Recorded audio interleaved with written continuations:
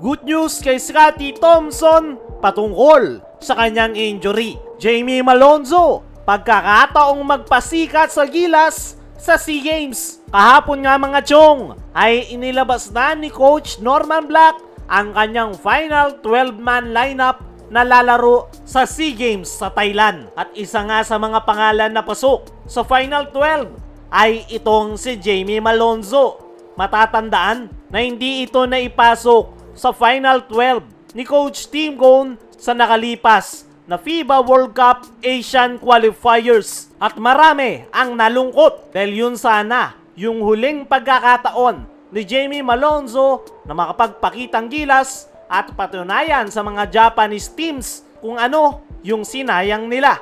Mabuti na lang talaga ay meron pang SEA Games kung saan naipasok ni Coach Norman Black si Jamie Malonzo sa final 12-man lineup ng kanyang Gilas Pilipinas na lalaro sa SEA Games. Kaya naman, pagkakataon yan netong si Jamie Malonzo na makapagpakitang gilas. Nabanggit mismo ni Coach Tim na napakaganda ng ipinakita ni Jamie Malonzo sa kanilang preparation. Hindi lang talaga ito na ipasok sa final 12 dahil mas priority ni Coach Tim si Quentin Melora Brown. Kaya naman, i-expect nyo na mas motivated na Jamie Malonzo ang ating makikita sa SEA Games. Panigurado yung binabanggit ni Coach Tim na magandang pinapakita ni Malonzo sa practice ay ipapakita niya sa SEA Games. Kaya naman, isa talaga sa ine-expect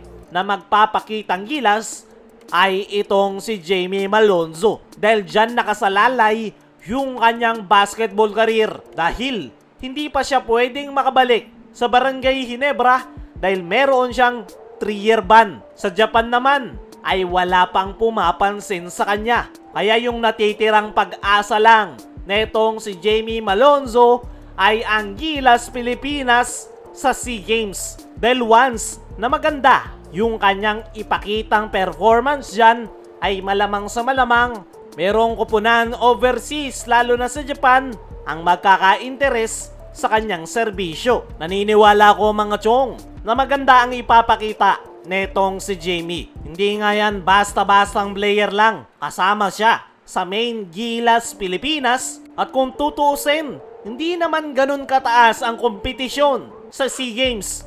Kaya malamang sa malamang na madodomina yan ng Gilas Pilipinas lalong-lalo na netong si Jamie Malonzo. Huwag kayong magulat kung puro dakdak yung gagawin netong si Malonzo dahil kailangan niya talagang magpakitang gilas para ma-impress yung mga scouts dahil dyan nakasalalay ang kanyang basketball career. Kaya mga chong, ano ang masasabi nyo na ang gilas sa SEA Games ang huling pag-asa ni Jamie Malonzo? I-comment mo lang dyan sa ibaba. Dumako naman tayo dito sa kabilang balita. Good news kay Scottie Thompson patungkol sa kanyang injury sa naging huling laro ng Gilas Pilipinas sa first window kalaban ang Guam ay tinamaan nga ng injury si Scottie Thompson matapos ang kanyang maling bagsak. Nabanggit ni Coach Tim na possible na grade 2 to grade 3 yung ankle sprain ni Scottie Thompson. Pero ang magandang balita nga mga chong ay mukhang okay na okay si Scottie Thompson. Nakikita nga itong kasama ng kanyang asawa na para bang walang nangyari. Isang magandang sign yan para sa Barangay Ginebra dahil napaka-importante ni Scottie Thompson sa kanilang kupunan. Lalo na ngayon na naghahabol sila ng panalo. Kailangan na kailangan pa naman ng Barangay Ginebra na maipanalo ang kanilang mga natitirang laro. At isa nga si Scottie sa kailangan ng kanyang kupunan. Pero as of now, wala pang official na inilalabas na update patungkol kay Scottie Thompson. Pero base sa ating nakikita kay Scottie ay mukhang okay yung kanyang lagay. Mukhang kailangan niya lang talaga ng sapat na panahon para makarecover at makapagpahinga. Ang maganda ay sa December 10 pa yung laro ng Barangay Ginebra kontra Blackwater Bossing. Kaya naman, meron pang sapat na panahon itong si Scottie Thompson na makarecover at malaki yung chance na makapaglalaro siya sa Barangay Ginebra sa kanilang pagbabalik in action. Ang pinagtataka ko nga lang mga chong ay noong tamaan ng injury si Scottie Thompson ay may mga natuwa sa social media kung saan tinatawanan nila yung pagkaka-injury ni Scottie. Ganyan kakited yung utak ng mga haters ng Barangay Ginebra dahil tinatawanan nila yung player na nirepresenta yung ating national team na Gilas Pilipinas.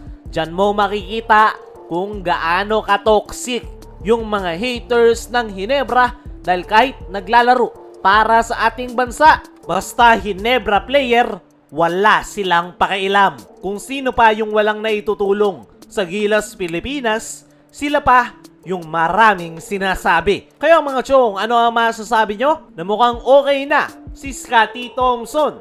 Ano rin yung masasabi nyo? Jamie Malonzo, pagkakataong magpasikat sa Gilas sa SEA Games. I-comment mo lang dyan sa ibaba.